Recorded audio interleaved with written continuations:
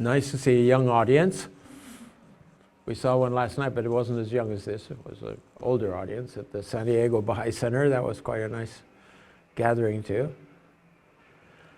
And you are from all over this area, I take it. Are you all from right here, or you're nearby, or From nearby. different places? Lovely.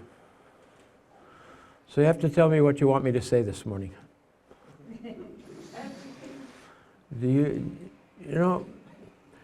I travel around the world a lot, and I was in Malaysia a few months ago at a big conference, 1,500 Baha'is from all over Southeast Asia, young, old, veteran pioneers and junior youth, everybody. It was amazing.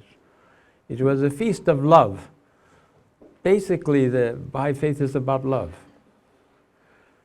Do you know that in the Baha'u'llah says that, and this isn't just the Baha'i faith, this creation itself is about love, but love is the cause of creation. And Christ himself says God is love. The power of love is a light that comes from God and shines all over everybody. Some of us are waking up to the fact that it's shining, and others don't know it's shining yet. You have to kind of find it in yourself, as it's in you. It's what gives you the power to breathe. It's what gives you the power to digest your breakfast. Do you digest your own breakfast? No. So there's some intelligence and power that's doing everything that keeps us alive. And it also does whatever it needs when it takes us out of this world. We appear to be independent on ourselves. We can do whatever we want. Yes, that's right. He gives us that capacity. What you probably know by the name of free will means we can choose. And basically the choices are usually selfish choices or choices of service. Helping other people or helping ourselves. And those are the two challenges that we have all day, every day. There's different circumstances. We meet somebody. Are we going to smile at them? Are we going to be nice? Are we going to be sad-faced because they're not interested? We're not interested in them. We don't see what we can gain from knowing them or something like that. This attitude is there continually. And on those decisions we make all day long, every day, develops our character. If we're choosing to do things with kindness and with love and with trying to be helpful, then those habits become ingrained in us and they start to shine on us. And that develops our knowledge of spiritual matters, which is really knowledge of something in our spirits and not physical. For instance, love itself is not physical. Okay, it has an expression. It has an expression in love between individuals and expression in procreation of the human race. But if you wanted to say what color is love or how big is it, how would you do that? Because these realities are spiritual realities. Now at the moment, everyone is talking about the education system we have. Everything is talking about material. You learn from material, and material is everything. And I don't know if there's a God or if there's any spirit. I don't know. I don't understand any of that. Most people say it. Or they say definitely no God. Science is God. Well, if science is God, we're really in trouble. Because science invents all kinds of bad things along with good things. And it needs thinking about this law of love and service to guide science into those inventions which come from the human spirit, which can help humanity, which can solve the problems of the world rather than divide them or blow them up and demolish them, you know. So it's a tough question, but youth, I think I was asking, particularly when I was 17, I was asking. Wasn't a Baha'i till I was 18. I was asking, why am I here? What is the point of my being here? My parents would say, so that you can get an education and get a good job and find a nice wife and have children, and that's it. That's the whole thing. I said, that doesn't satisfy me as to why I exist, Why do you exist? What are you for? Are you useful for anything or not? I didn't make myself. Look at this powerful thing Baha'u'llah says. Knowest thou why we have created you all from the same dust? And he answers himself, he says, that no one should exalt himself above another. No one should think that they're more important than anybody else. This is the core of the Baha'i teaching of unity. That is, no race, no group, no age group, no ethnic group, no religious group is higher than anybody else. Everybody's made of the same dust. Let's get humble and get to know each other on a basis of love of mankind. Abdu'l-Baha says, the will of God is that we love everyone. Since God loves us, he says, as an expression of the love that God has for us, that he's created us, he's put us into this world, he's supplied all kinds of, not very well organized at the moment because humans have organized it, but he's provided all kinds of services and substances and, the fruit of the trees and agriculture and good weather most of the time. So what does all this mean? I mean, why are we here? And the Baha'i teaching said that we're here because this is a school that we're in. God wants to teach us certain things. So he's placed us in this world and he's put all these things together to see if we can find our way. And he says that existence, life has 3 different stages. The first stage is inside our mothers, inside the womb of our mothers.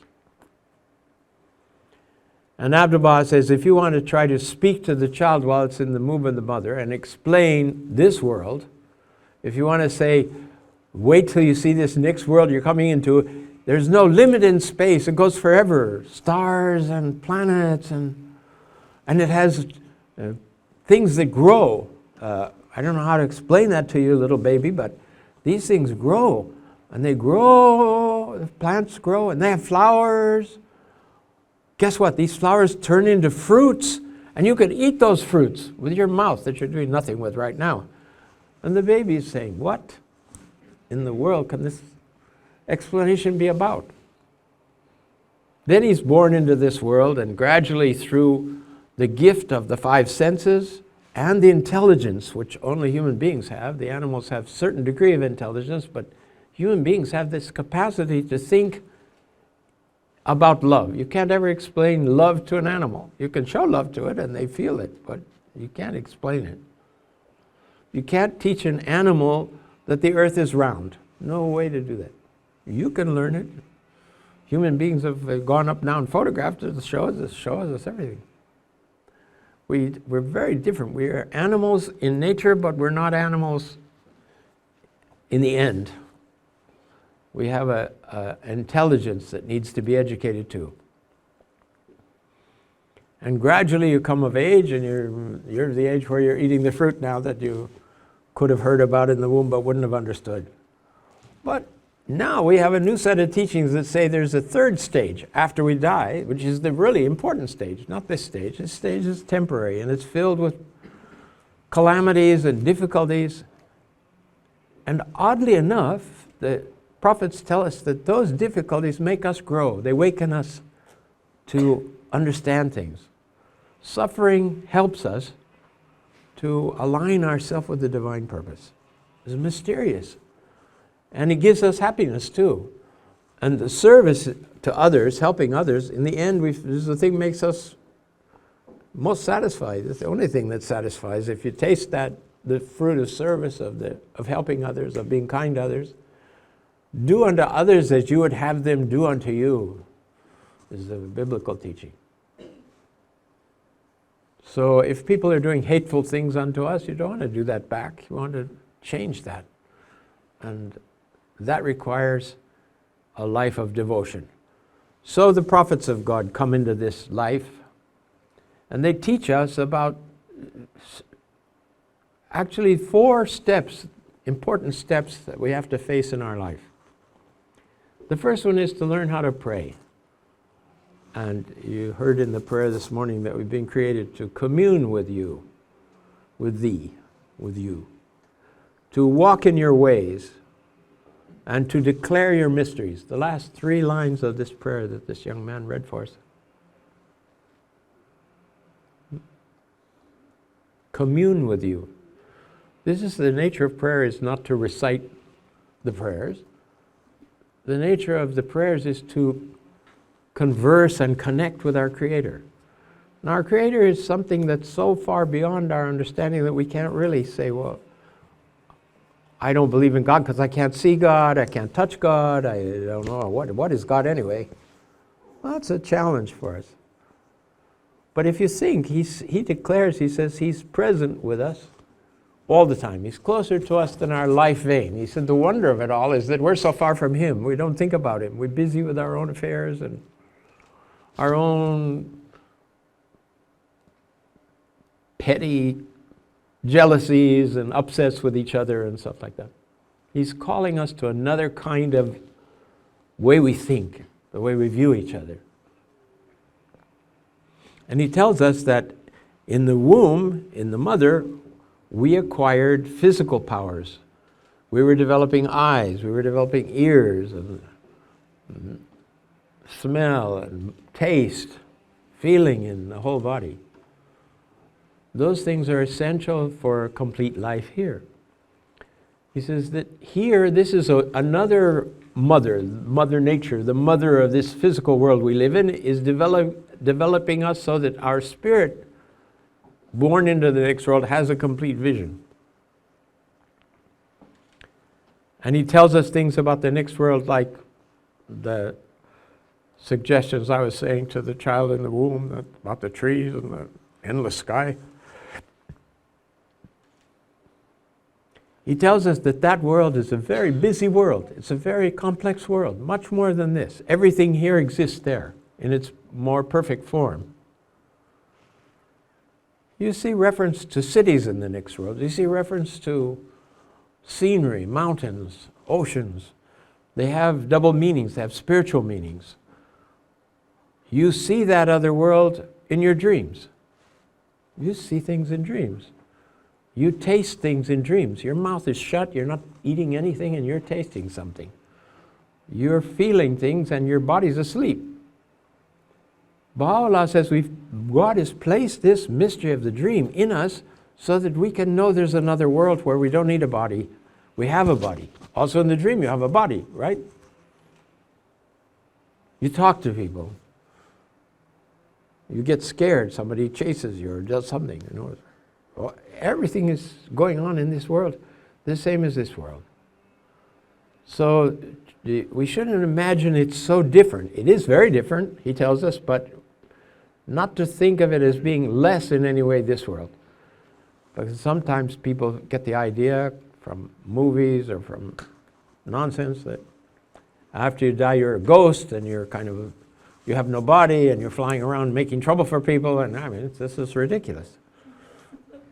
In the dream, you've got a solid existence. You see yourself as an individual, you know, and you relate to people. So in the next world, you'll go and you'll be there with your great-grandparents and your grandparents and close friends and things that you've had in this world. Now you're young, you're not thinking about that so much because you're thinking about living in this world. But eventually it comes to that. You're going to go into the next world. And the people in the next world are waiting for you to come. Lots of times the people that are on their deathbeds, they're talking to people in the next world, and the doctor and the people say they're crazy, you know, they're talking to their mother or something. That's ridiculous. It's not ridiculous, it's real. They're passing from this condition into the condition of the next world, and they're able to see and talk to people in the next world. Not everybody has it, but maybe you'll be close eventually to someone that you love that's passing. You'll see this experience, you'll understand it. Don't mistrust it. Lots of stories, interesting stories, like my wife had a cousin, and she got cancer. She was young. She's dying of cancer. So during the time she was ill, her auntie, who she loved very much, got ill and died. But they felt so bad that they didn't tell the girl that the auntie died. She was facing her own problems. She was in bed. She was so sick, so on. As she was dying, she says she's lying in the room, she starts saying, "Oh, Auntie Joan, you're there already." And they say, "But she doesn't know about Auntie Joan. How is that possible?" No, and she says, "Oh, I understand. Now you've gone to the other side. I'll see you there shortly." Well, they were amazed. But there's many stories like that. In the next world, you don't lose identity. Some people think, you're like a drop here, and you go there and you drop in the ocean, and that's the end of it. No identity, no personal identity. No, but Baha'u'llah says you have eternity. You have an endless time after you go to the next world. Then you pass into different conditions and different worlds. But it depends on what you do in this world, what qualities, what spiritual capacities you will have. It's as if the services that you're doing to each other, the nature of your communion with God, your study of God, is like filling you with rocket fuel. So when you die, you can, the rockets, if they don't go very far, they just circle the world. But if they go very far, they circle the sun. You want to have a lot of rocket fuel so you can develop and serve in the next worlds. Now, besides communion, the other steps that for success in this life, the second one is after prayer is meditation. What's meditation? Have you thought about meditation? Because that's exactly what meditation is thinking about something. You look at the prayers and you say, what is this last line in this prayer? He says, declare the mysteries of God. What does that mean? You want to think about it. And you want to read other books, other writings, other spiritual writings, scriptures of the religions to see what kind of mysteries are we talking about? Mysteries generally have to do with our spiritual nature, things we don't see, stories about love, explanations about love, the love that we must have for each other, the love we must have for our Creator, that love that inspires us to sacrifice ourselves for others, to put ourselves first. There's a big switch in character. If we do that, then he said the third one is to study the Holy Scriptures a lot. So if you want to be able to pray well and you want to be able to meditate on what the writings and spiritual meanings of things are, you need to read the Holy Writings. What does Baha'u'llah say? You see, he gives us certain prayers. He said, these are obligatory prayers. You use these prayers every day and you will gradually develop spiritually. It's like eating. If you eat on a regular basis, your health improves if you eat good things.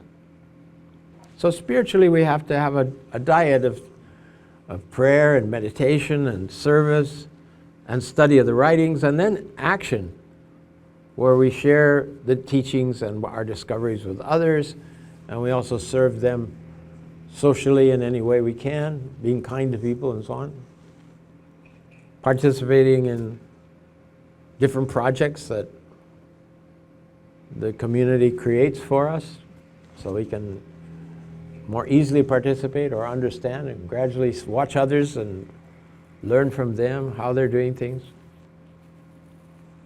Watch amongst each other which people become really radiant, because it's like light comes into them. When they have the right connection with God, they become like mirrors.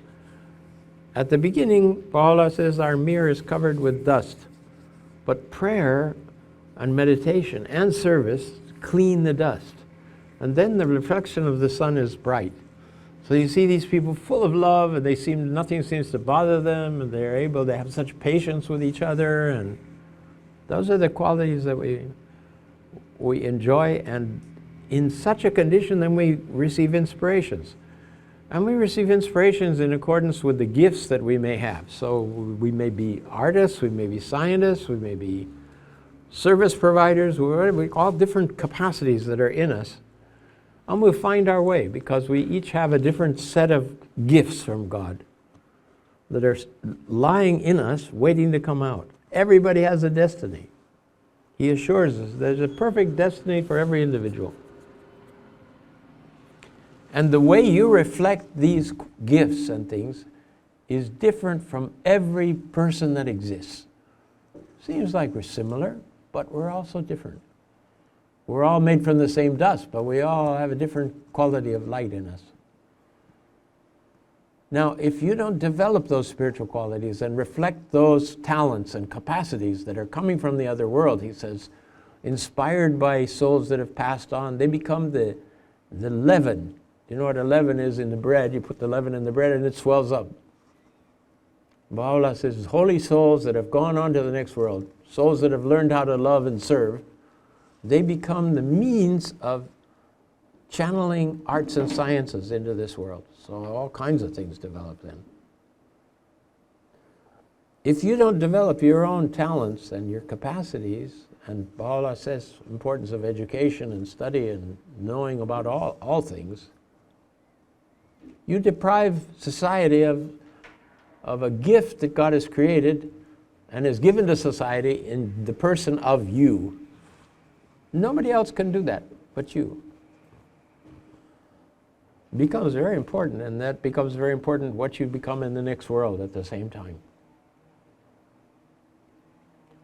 So think about the gifts that you have, the bounties that you have, the trials that you have, because also the difficulties that come to us. God is pushing us to awaken to our talents and capacities. It's all a bit overwhelming, a bit, a huge message all at once, but this is the basis of our existence here. What are we going to do with it? And you guys are hearing about it ahead of most of the people on the planet. You have access to knowledge. Some of these mysteries, he says, that were mentioned in that prayer, declare my mysteries. Those mysteries are in the writings, and then they're shared by us with each other.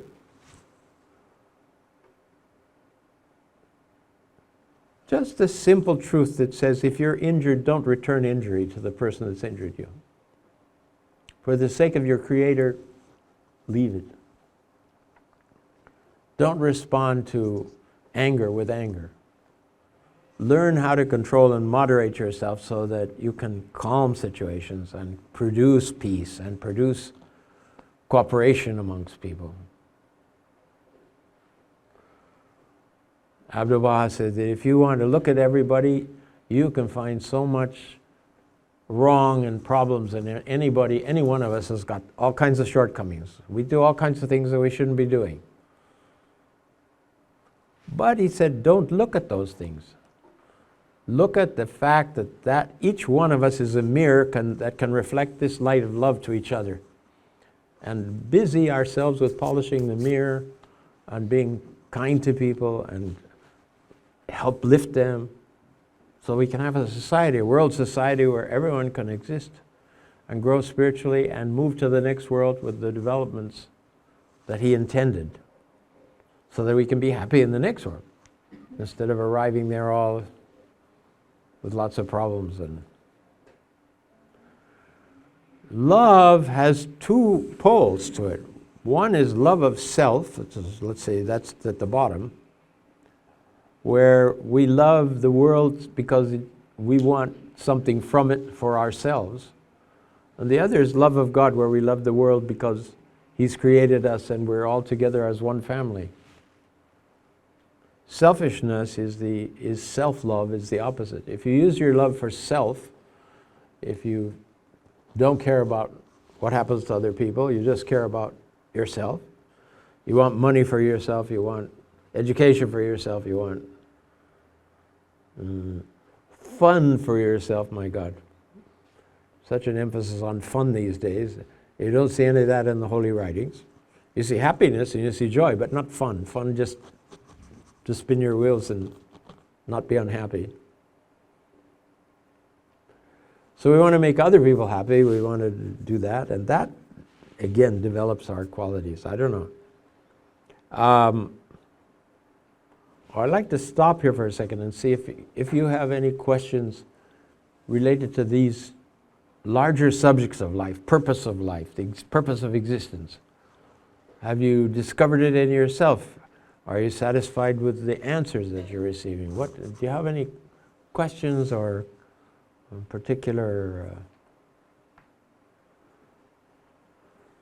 maybe just before I go with that, the phrase that was in that prayer, walk in my ways, or walk in thy ways, walk in God's ways, which is the suggested rules that he tells us what to do and what not to do. Nobody likes that. We like to do what we want to do.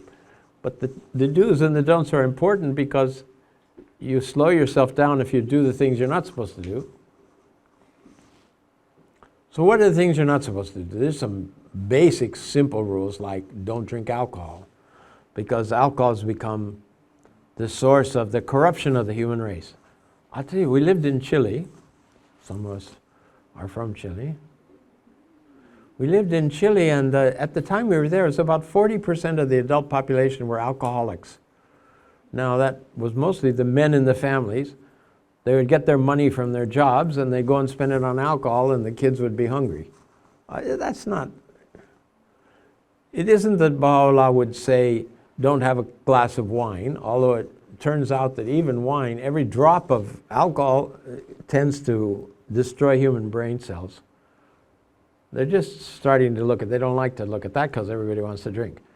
But this is very helpful if you can get it in your head to not sample alcohol.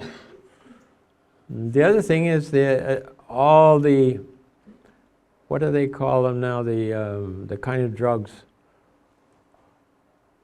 entertaining drugs, or what do they have another word for it? Recreational drugs. Recreational drugs. Great. My wife is reading some books about this, about people who've been addicts for a long time and gotten out of it. They've written some very interesting books. She says basically the rule is don't ever try it. So if you don't want to, you'll never become an addict if you never try it. If you try it, you say, well, let me see how it is. You maybe get caught in this addiction, because the little bit of it you take stimulates you fine.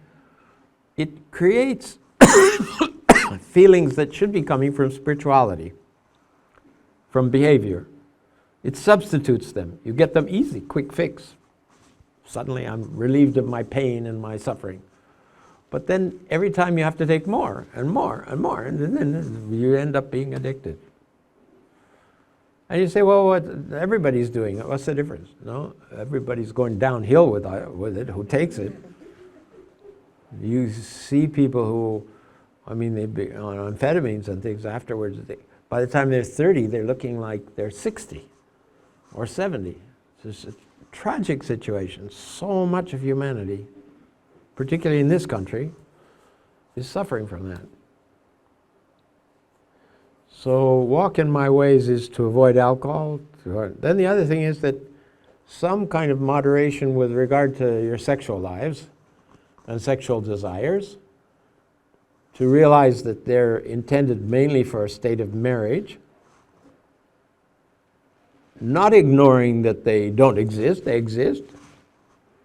I think the nice thing about the people who understand these teachings, they can, the boys and the girls can talk. I'm attracted to you, I like you a lot.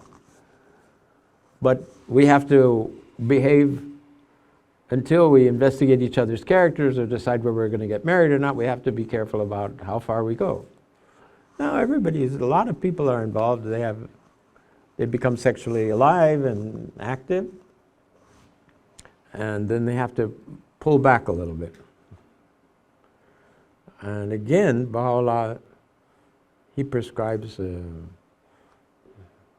limitations to the sexual life.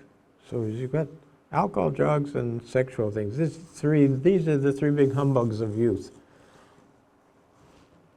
And they are like veils, that stop you. You get involved in that and you don't care about religious matters, spiritual matters. You're just interested in scoring, so to speak. Because you hear everybody's comparing That, and you have to know so many other things that are useless to know, like all the scoring of the NBA or the football heroes and who they are and how many did this and did that. I came back, I was out of the country 50 years. When I came back, I wasn't sure which ball they were even playing with. I didn't know anything about it. I was like, this guy's really ignorant. He doesn't know. He's never heard of. They'd name basketball stars. I really didn't know who they were at all. Missed a lot of music heroes and heroines of those 50 years too. We were living in South America, then we were living in the Middle East and traveling in Africa, all far distant from all these things. Okay, back. Do you have any questions? Do you have any comments? Do you have any suggestions for each other? What's next in your life? What are you thinking about? What do you want to do? Are your goals the same as the goals we're talking about, or are they different? How can you combine our own goals with these spiritual goals?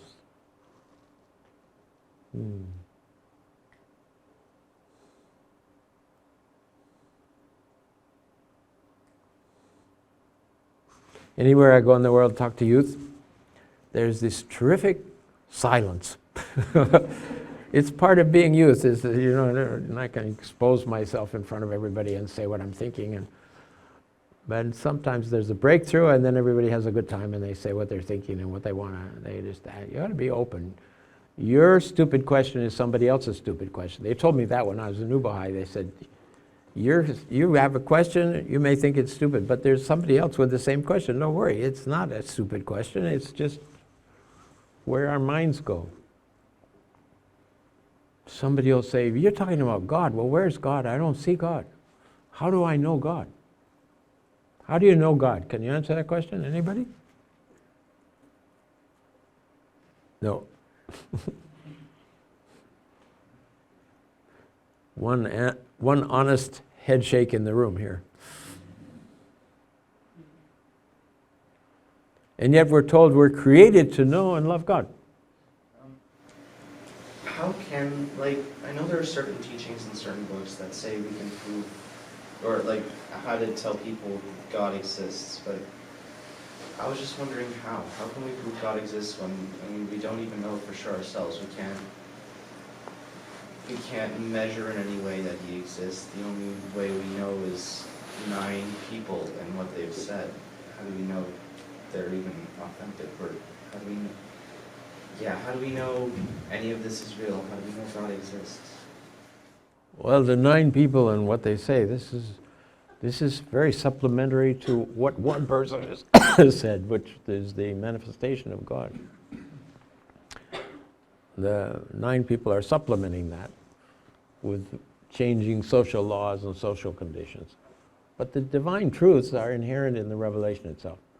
Now, he says that because you imagine the intelligence behind the whole universe. First of all, we say God is one. The Bob talks about God being like, he says the primal point. This point is one point. But he says the oneness of God is like that point if you erased it. That's the oneness of God. It's everything. And so it's very difficult to bring it into consciousness. But actually, His consciousness is what gives you consciousness. But this is hard to teach people right off. How do we... In the past holy books it says, will ye not see the signs of God in the universe and in your own selves? Now think of this. We know more and more about the universe. Now Baha'u'llah says there's no limit in space or in time to the universe. It never had a beginning. I talk about Big Bang and things. These are theories. It's all right. You don't have to deny them. We're trying to find our way and understand from science certain things too.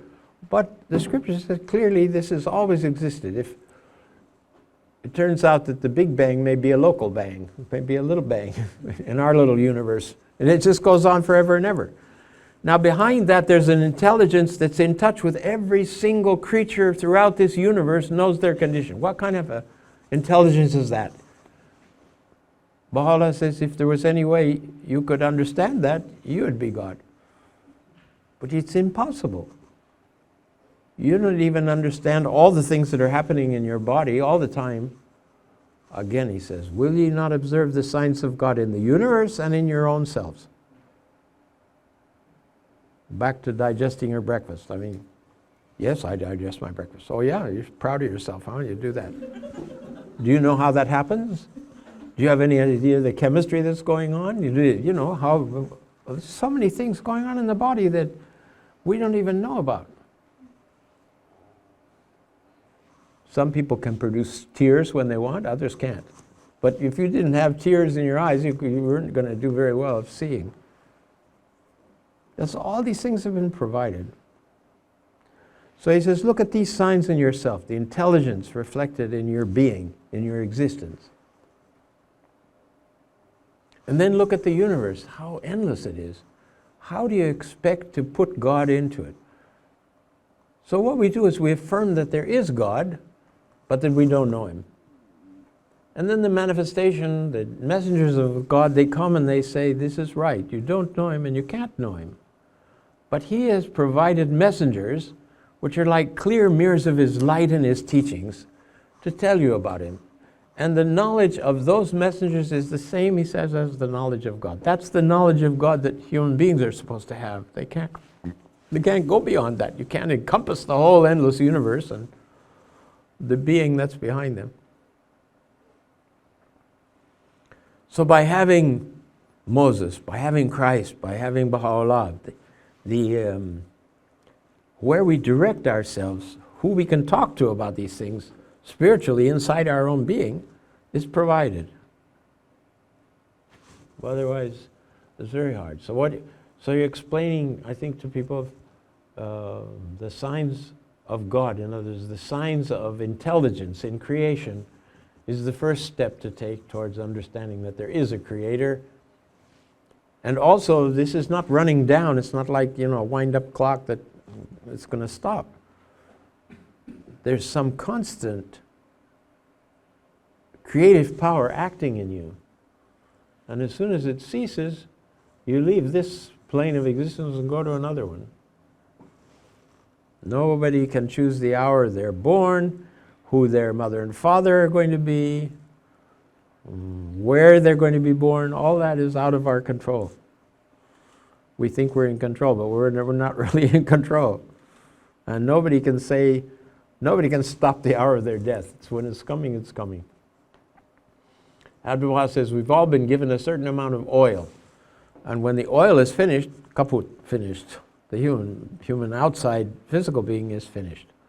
But he said, beware, because he says also the wind can blow the fire out. So there are accidental deaths that are not intended. But God has given you a certain amount of oil to keep you alive until the time when you'll be moved to the next world. So between the miracles of the universe and the miracles of our own being, from a spiritual point of view, in the writings it says that it's the divine light, the Spirit of God, that is actually what produces consciousness in us. It also maintains all the physical realms of being, the mineral and the vegetable and the animal and the human, but the human has this intellectual power. The intellect in the sense of mind that can think about things, can discover the mysteries, unseen things of nature and bring them out, The capacity that enabled us to fly to the moon. Extraordinary discoveries and things. Anybody else think that, I think, you have to move from what is God to who are the messengers of God, and do they have more capacity than we do, and do they see things that we don't see? And that's what he says. They instruct us. They inspire faith in us.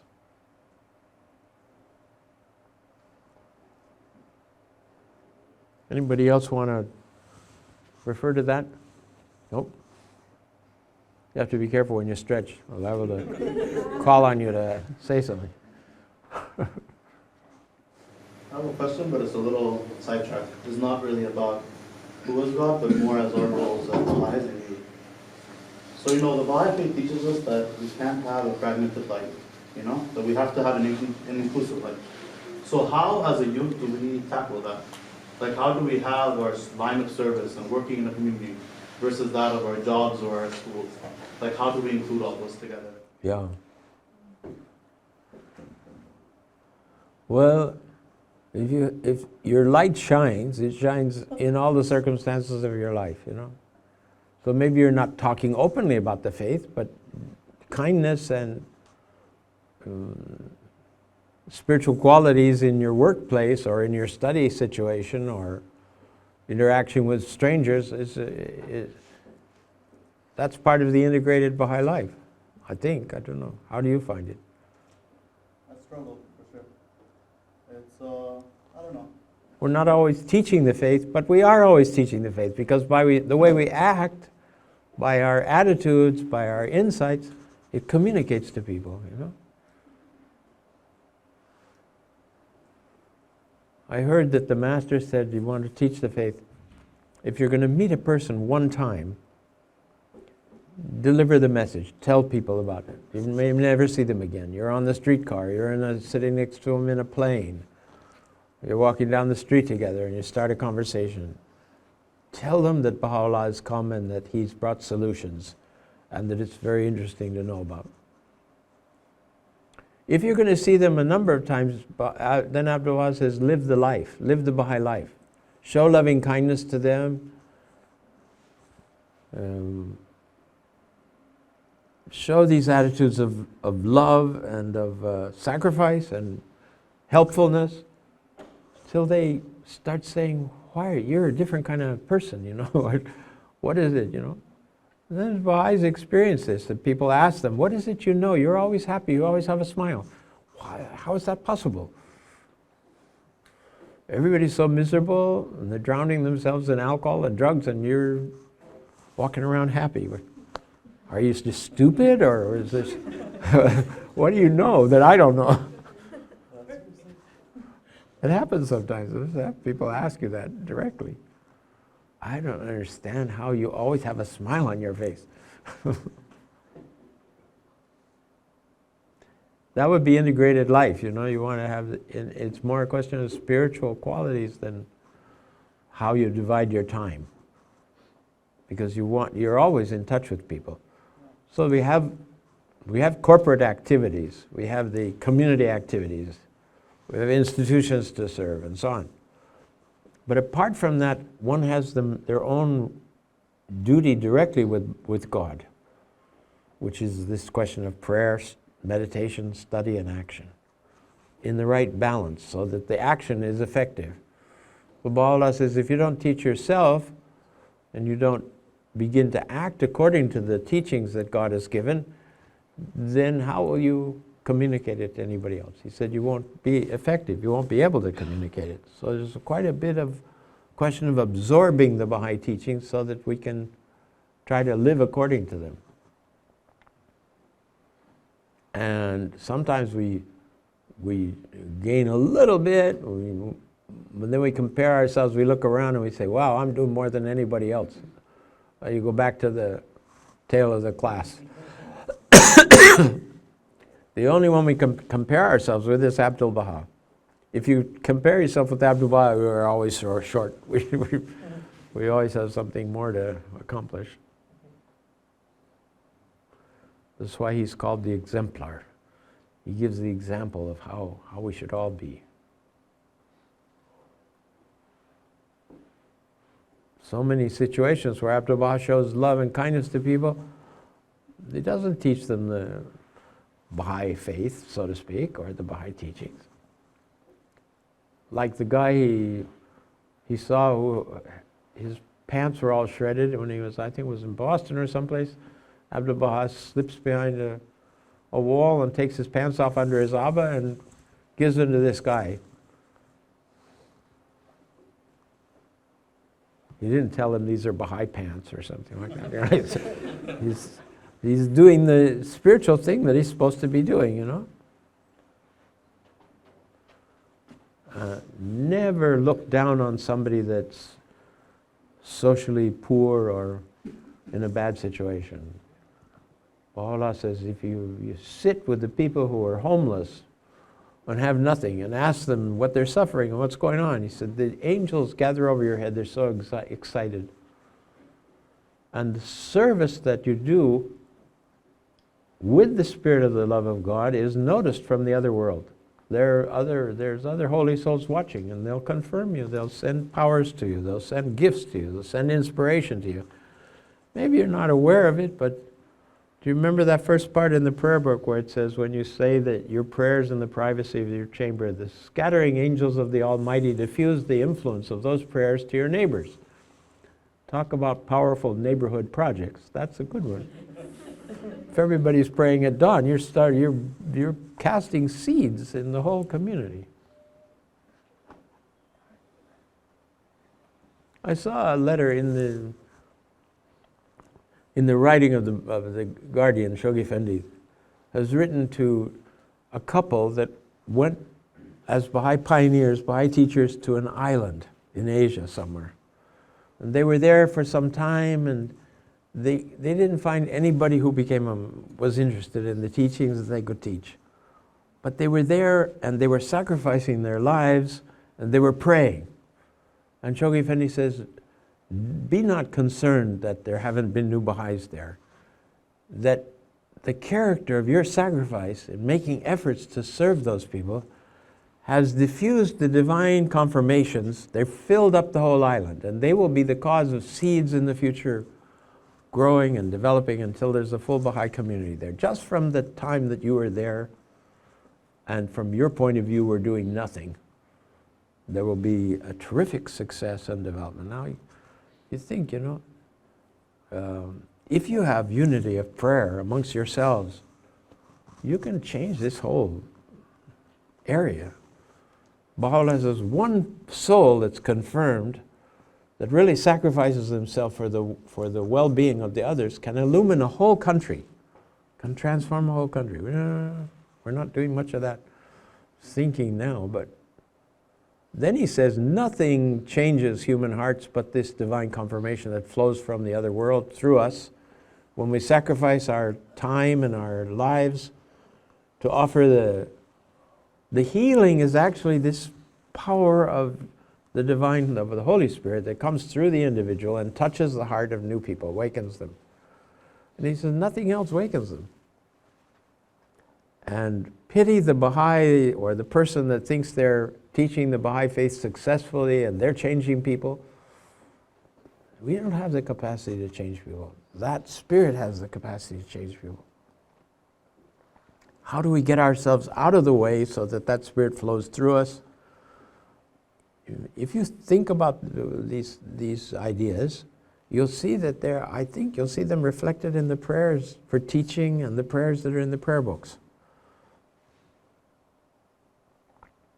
We're asking for confirmation. We're asking to assist me. We're asking to give the words that I need to talk to other people when I meet them. We're praying every morning to meet souls that will be receptive to this message, that the healing will go immediately and start changing them. Then this is an army, you know, it swells, it gets bigger and bigger. And you need that to accomplish the goals of the faith that are there on the wall and all the different things we want to do. Prayer, meditation, study of the writings, of the holy writings, particularly the verses, because the verses are like polish. The words of Baha'u'llah are like a polish on the heart. They clean the heart till it gets to be a very shiny mirror. Then that mirror reflects the spirit of God, the spirit of the faith to other souls. Abdu'l-Baha says there's certain material proofs to the existence of God. He offers some. You can see them in some answered questions and some of the other tablets.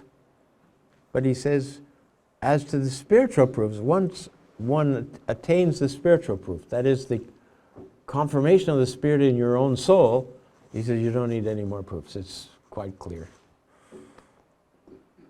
The power of God, the help of God.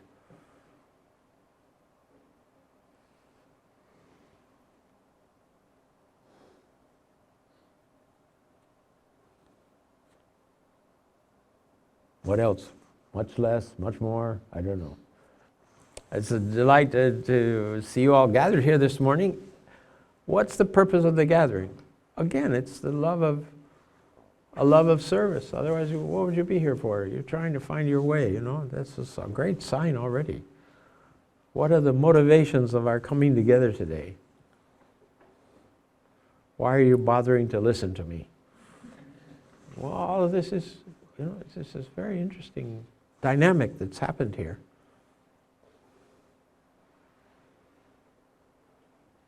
I heard of the faith when I was 17, and I'd been kind of begging God, begging something. If there's any consciousness that's more conscious than me, let me know what I should be doing, because I don't understand why I'm here. I see the people running around like sheep, they're going here, they're going there, they're doing things, and you ask them, why are you alive? Nobody can answer. I don't know.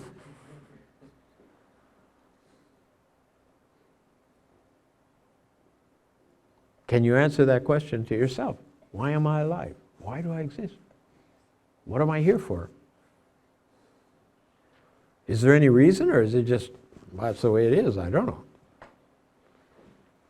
There's so much taking for granted, you know, but that taking for granted is mostly a very materialistic outlook on life. That the acquisition of goods and more wealth, that's the most important thing in life.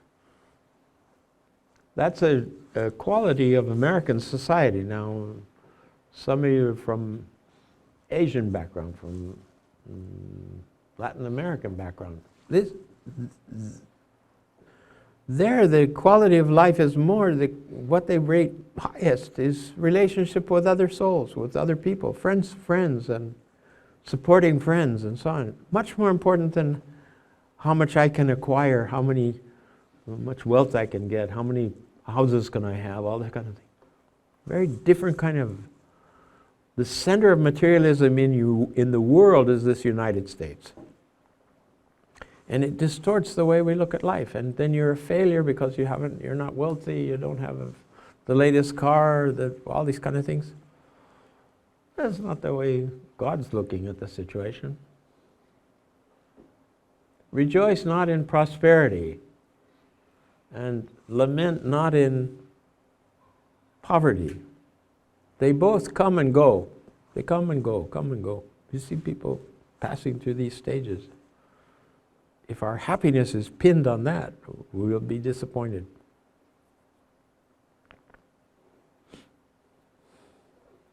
You have traveled the world quite a bit, and you met youth in different communities.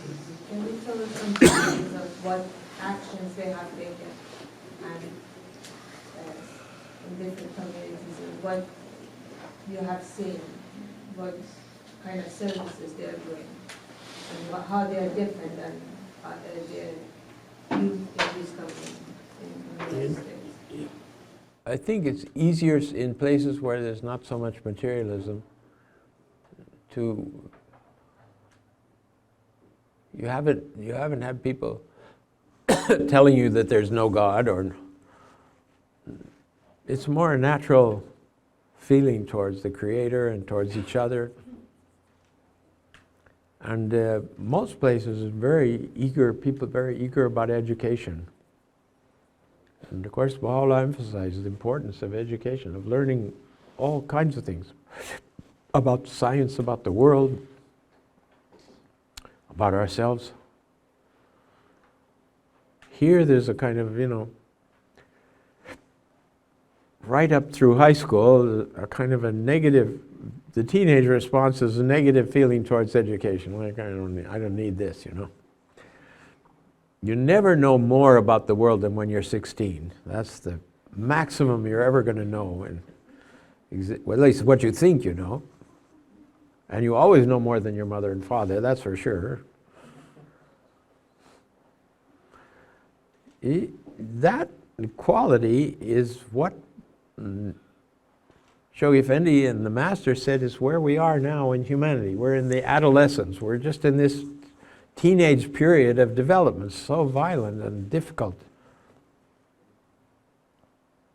where the human race has acquired new capacities for unity, but it uses them both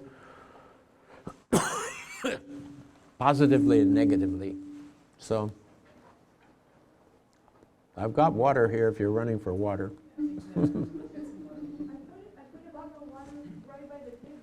That's what I was just saying, and I have water here. So they were going to look for water. Thank you. I saw you put that. No, I thought I should have some water there, and you brought water at that instant. So you're guided by unseen forces. Yeah. Thank you very much. I was just telling you that I have a water.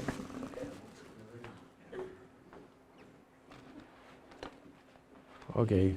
Who are the organizers? What do we do next? Yes? Do you have any memorable stories of service to the youth throughout some of the travels that you've made? You know, maybe we should go further back than that and look at the youth in the Dawnbreakers. I mean, the Bab himself was young, and Qudus was young, and Mullah Hussein was a little bit older, but not much older. He was in his 20s. They were the great heroes of the faith, you know.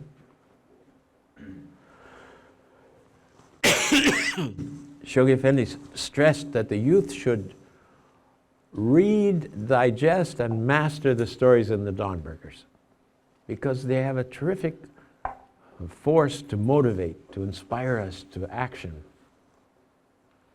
Not just to learning, but both learning and then action. And that young people should be able to repeat these stories, remember them accurately and repeat them. They'll have an influence on others when they tell these stories. Now, Book 4 is giving you some of the, in the Institute courses, giving you some knowledge of this, but go further than that. Read Dawnbreakers together, maybe have little classes, a few of you together, and try to penetrate, especially in this year of the bicentennial of the birth of the Bab. The House of Justice emphasized knowing the lives of these heroes, being inspired by them.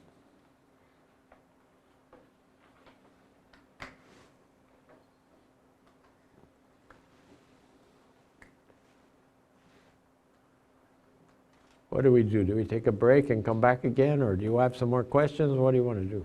I have a question. Please. Do you have any process for learning? Is there any way that you prefer to learn, I guess? You know, I studied the extracts from the letters of Shoghi Effendi about the study of the cause, because he emphasizes, he's drawing from, of course, what Baha'u'llah says. If you want to teach the cause, he said that everyone should teach the cause. There's no clergy, so we all have the opportunity to teach. What's not realized, I think, is that in the society where Baha'u'llah and the Bab were born, if you tried to teach any religion, if you even mentioned a religious phrase, you would be attacked. That's not your job. That's only the ulama, only the clergy can do that. Everybody else is, shut your mouth. You're not allowed to speak about God unless you've trained in the Quran and in all the traditions and so on. So that this Bab, who is a businessman, a mercer, selling products, starts talking about God, this is absolutely off base. How could God send a messenger of God who wasn't one of the clergy? That was the first question everybody asked. But we don't realize that, because we all can talk about what we want to talk about. No, you couldn't talk about spiritual matters. Same with Baha'u'llah. He was from he's from the upper class and ministerial positions of his father and so on. He wasn't permitted, and yet they entered into discussions and arguments with the clergy, and they would outdo them. That made the clergy very upset. how's this guy able to explain things better than I can explain them, you know? So study. Reading is first thing is reading, is really reading, and maybe reading with somebody else if you don't really understand the words. Reading with a dictionary. I think the Bhai's best friend is the dictionary because there's so many things that we think we know what it means, and when we look up the words we realize that I didn't know what that meant, you know. We hear about consolidation. What is consolidation? Look it up in the dictionary, find out what it is.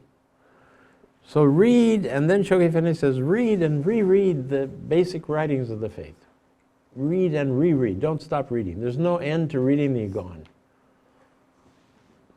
Shoghi Effendi asked a group of pilgrims that were there one night, have you read the Igan? And they went around the room and said, yes, yes, yes. One American said, yes, I've done it. Shoghi Effendi was quiet. But the next pilgrim group, the people, the hands who were there and listening to it, said, you know, last pilgrim group there was an American here that said he'd done the Igan. He says, you can't do the Igan. You never finish the Igan. It's always, you're always reading it and studying it. And then he says that after you do that, you should delve systematically, patiently into the writings. Look at them, examine them, try to absorb them. Then he uses the word digest, digesting the writings of Baha'u'llah. And finally he talks about mastering. You think, well, that's the finish. If I master all the contents of these books, that'll be enough. No, he goes on one stage more. What's the last stage?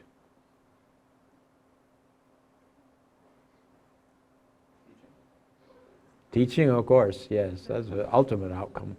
But it's memorizing characteristic passages. I remember the Hand of the Cause, Mr. Khadem was in Geyserville way back in the 50s. Youth of your age, we were all sitting under a tree with him, and he said, it's very important to memorize the writings. So we said, what do you suggest we memorize? And he said, the Kitab-i-Igan. Well, our mouths all dropped. How would you possibly memorize the Kitab-i-Igan? It's a whole book. Who can memorize a book? I have a hard time with, one paragraph. So he started talking. He said, in Iran, if you want to go into teaching religion, you have to memorize the Quran. And you have to memorize it in a language that's not your own. Memorize it in Arabic. Do you know how big the Quran is? You know how big it is? 14-year-olds memorize the whole thing. They have to recite it from memory to go to the next stage of studies. We sell ourselves short. We say, well, nobody can memorize. Who can memorize, So he said, okay, Mr. Khadem, we can't memorize. He saw that. He says, okay, so Epistle to the Son of the Wolf. No, that's not going to work either. Tablets to the Kings, maybe some of them. Finally, he got down to Tablet of Carmel, and we said, well, we could try Tablet of Carmel. And I remember we all tried to memorize. This is 5 or 6 pages long in the Gleanings. We tried to memorize it. And I think I had it memorized, most of it, for about 2 weeks. And then it was gone again. And he was gone, so that. But make an effort to learn it well enough. There's 3 stages of the development of our teaching work. The first stage, we repeat what we know, what we've heard from the teachings, and we usually have a favorite teaching, and we teach that favorite teaching to anybody that we're talking to, because that's the one we like best. Equality of men and women, or rights and privileges of men and women, or science and religion, or world peace.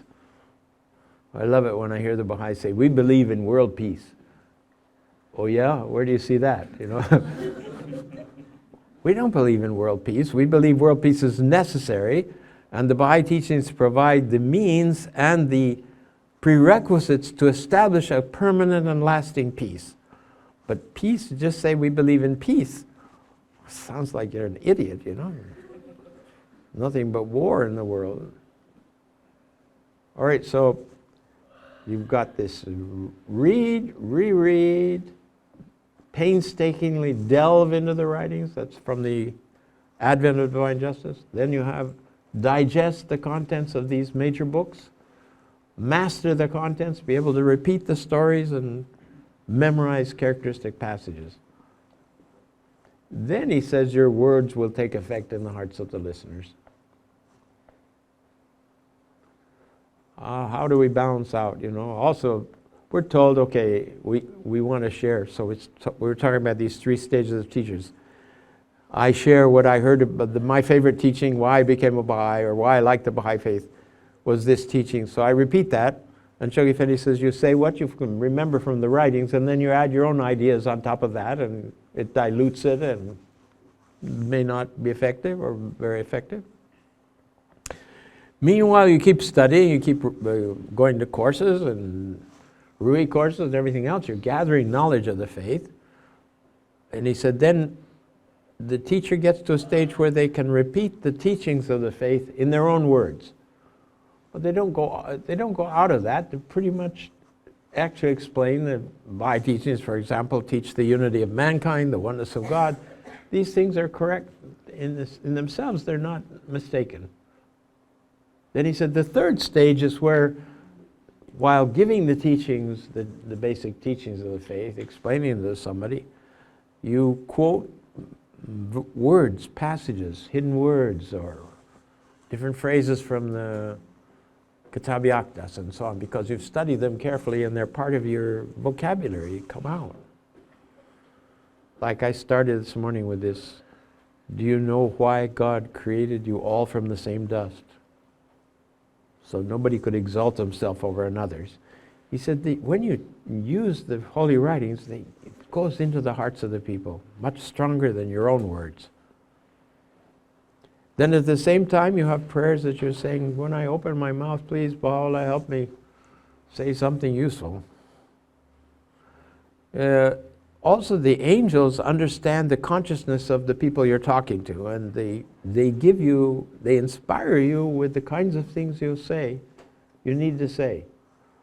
And sometimes you'll find in an audience or in people you're talking to, they'll say back to you, that was amazing.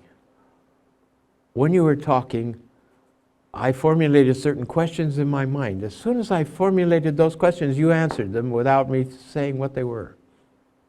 Now that's the kind of inspiration you want to get to, where you know the teachings well enough that you're sensitively open to the needs of the listener and you provide whatever they need. Because this is a huge medicine chest, Abdu'l-Baha says. All the Baha'i teachings are like a medicine chest filled with medicines.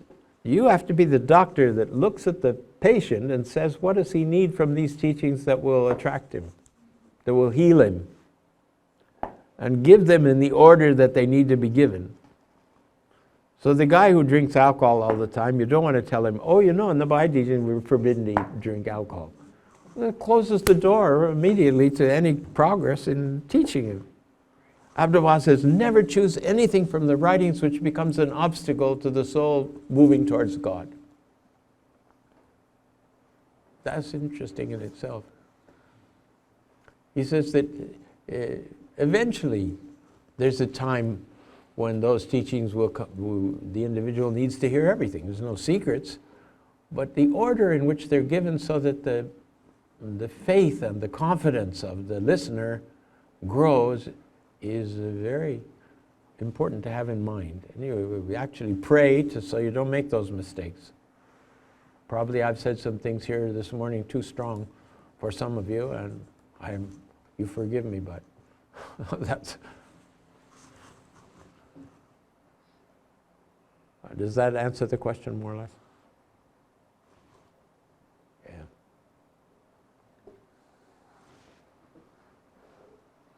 Never done. You don't have any more questions, or maybe I have a question for young people, and I was very similar when I was young. The capacity to read and understand is, young people have it at all different levels. So maybe Yes. a young person who has a hard time reading or understanding, or maybe they have some sort of learning disorder, or something out of the control, comprehension issues. Is there a recommended I don't know if you understand what I'm saying, a recommendation of where to start, or maybe just a little bit at a time, or? Yeah, you need, morning and evening, Baha'u'llah says you should read the verses, so even a few verses. But then you want to read them with comprehension and not just rote repetition of them.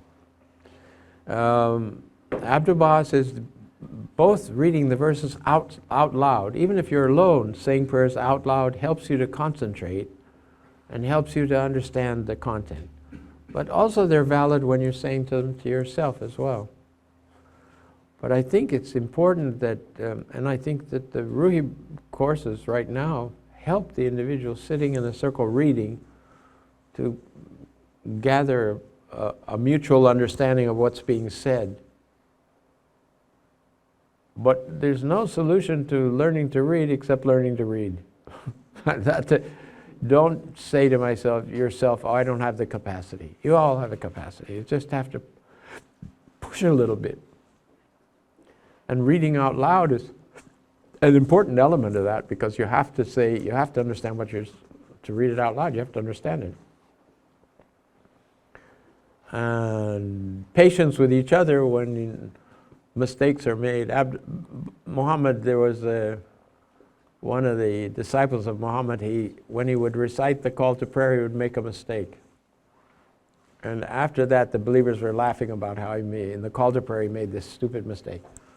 And Muhammad said, blessed is the man that recites the verses of God, and twice blessed is he who hesitates and mistakes something while reciting the verses. There's patience. God is patient. The messengers of God are patient with us when we shouldn't judge each other in any way. Be patient, but help each other to learn reading and recitation of the writings. Go over the obligatory prayers together, think about the meanings of them, make sure people understand the words. These are so essential.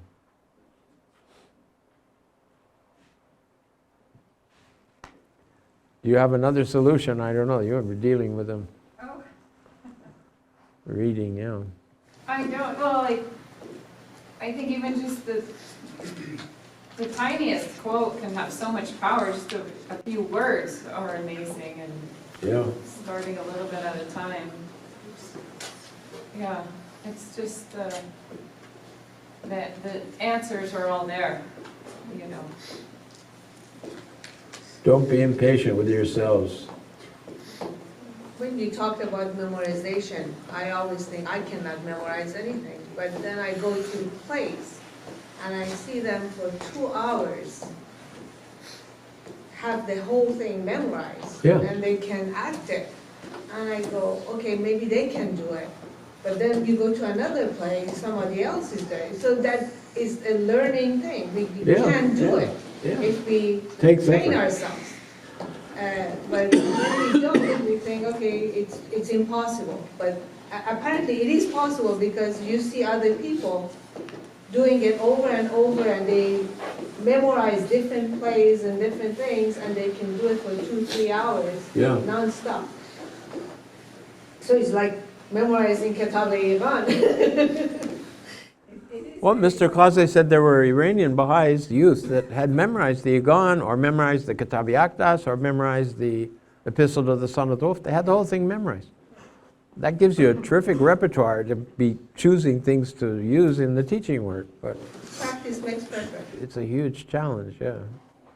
I can't recommend that highly because I don't do it myself, and you're in trouble if you tell people to do things that you don't do yourself. But I'm sure you have done.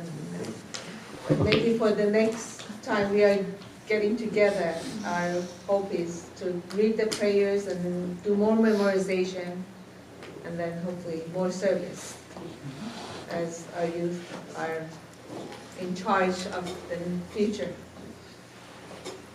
Well, any other question? We are honored to have Mr. Dunbar here with us, and it's a really privilege to have him here. So if you have any questions, otherwise we can take a break and you can ask him in private, or... Yeah.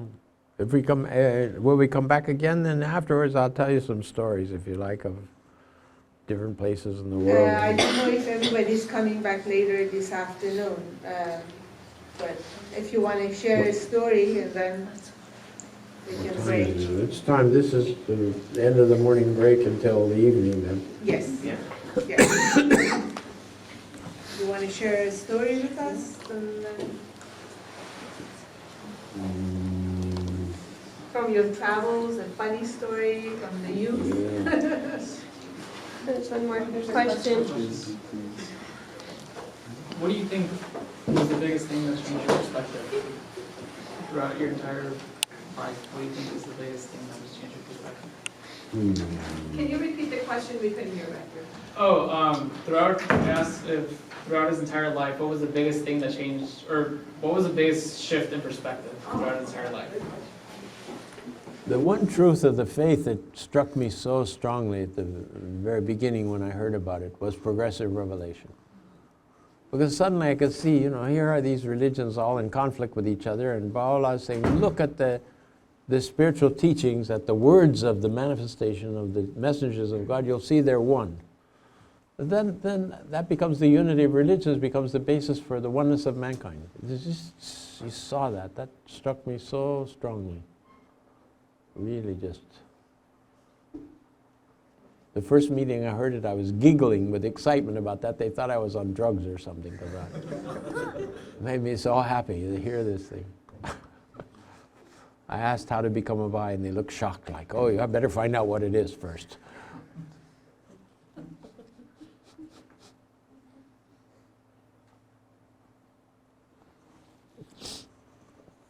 My acting career started with, I played the lead in a play in New York, off-Broadway, called The Young Disciple, which was about the coming of a messenger of God to New York in modern times. And the character I played was like Paul and his response, and intellectual and the not, and it was very interesting. As I didn't know about the Baha'i faith yet. Then I came back to California, and because of that experience in theater, I was able to get into some films.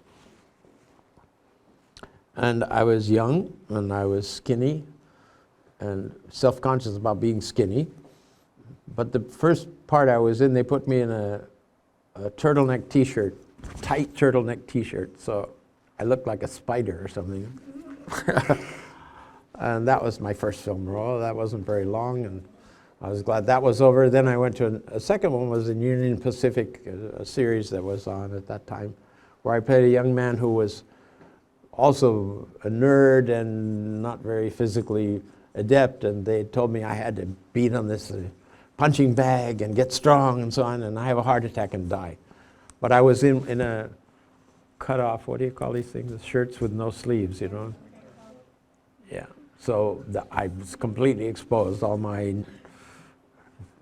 scrawny self. Then I got a role in a major film at Fox Studios, and I had to have a screen test for that, but I got through the screen test, and I got the part. There was a supporting role in the whole film. It was Pat Boone, who was a popular singer at that time. It was his first film in CinemaScope. CinemaScope was a powerful medium, but they needed so much light. It was incredible. You had to have doubles for each of the actors to stand there while they adjusted the lights, and at the last minute you went in and they filmed the scene, because everybody would sweat. It was so hot, just so hot. So I got to the studio. They said, okay, we're going to start filming, and the first scene was a scene in the boys' locker room where the guys are troubling each other, And I need to come out of the shower. Now I'm completely naked with a towel around. And I thought to myself, I became a Baha'i about that time. I thought, this is going in the wrong direction. The next thing they're going to want to take the towel away, and I'm not interested in that. So that was about that time I decided I better go pioneering. What was the name of the film? The name of the film was Bernadine. And I went to Nicaragua, and I was in Nicaragua as a English teacher, and the film came to Nicaragua, and they showed it in the president's palace, And the projectionist was one of my students at the English Academy. And he mentioned there in front of the family of the president and that that guy in the acting in the film there he's teaching English here now. Oh, so the press secretary of the president sent a limousine to take me up to the palace once a week to read Time magazine with him. Now, so the film career went on after that. Then they introduced me to the sister of the president, who was a widow. Her husband had died. They told me she's been shut in, Catholic style, for several months. She hasn't been in touch with anybody. We want you to go to the house and give her English lessons. I went to the house, and out on it's a big Spanish hacienda, and out on the balcony in the entry hall comes this lady, gorgeous lady. She wasn't old at all, she was young. She had a black negligee on, and she had a lot of perfume on. She hadn't seen a man in 2 months. And I was supposed to be her English teacher. It frightened me to death. I thought, my God. Her brother was the dictator president of this country. I'm going to get myself in real trouble here. About that time, Baha'u'llah gave me the gift of hepatitis. And I went to bed for 6 weeks and never saw the lady again. I had a couple classes with her. She was getting cozier and cozier. Oh my goodness. If you want to go pioneering, get ready for tests. You'll get all the kinds you can think of. Okay.